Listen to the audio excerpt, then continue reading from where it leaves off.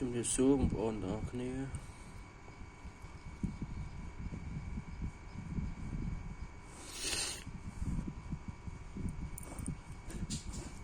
បងប្អូនតតែលបងប្អូន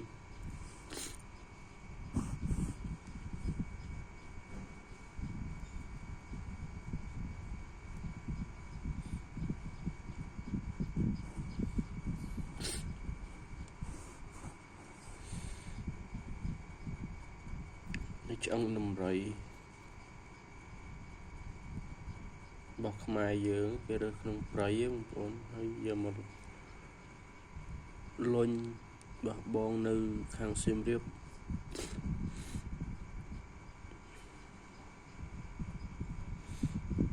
ឆ្អឹងដំរី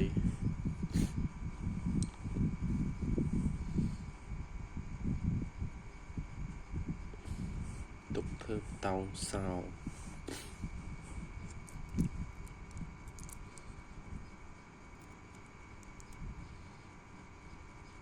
ស្អែកមកពីដើមទៀតខ្នាយពីដើមទៀតខ្នាយពិសេសពីដើមទៀត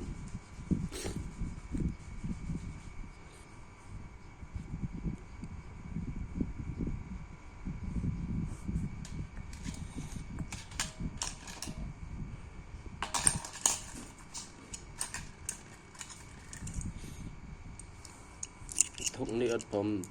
ទៅមែននេះដាក់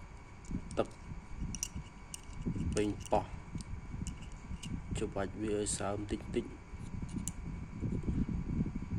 មកវាស្ងួតអីទេ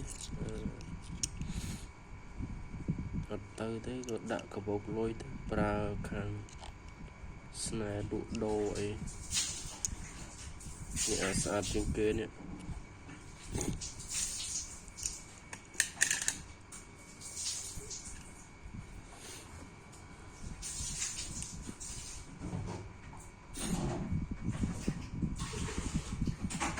ខ្នើយកាច់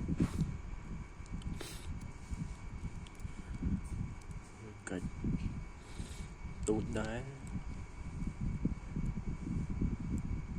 ចុះស្រោបហើយអីតើលក់ថ្លៃតិចមិនលក់តើលក់ថ្លៃតិចមិនជាវ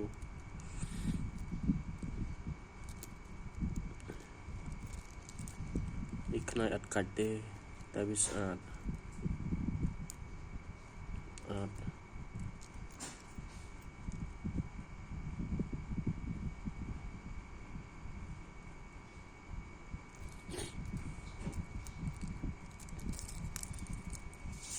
ពីខ្សែដែរ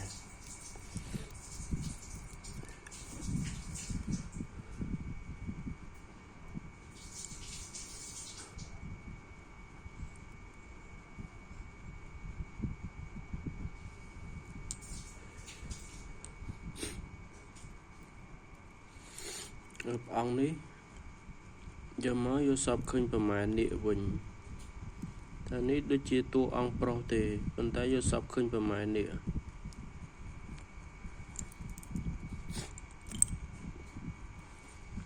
នេះយកសពឃើញកាន់ខ្នាយកវីចេញមកកាន់ខ្នាយកវីពណ៌សភ្លឺបានឆ្អឹងដំរីបោះបង់នៅសៀមរាបបោះប្រចាំកវោបគាត់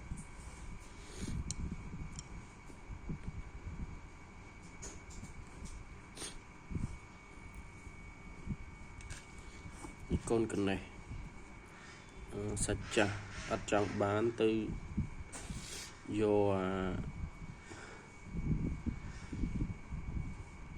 កជ្រះយើង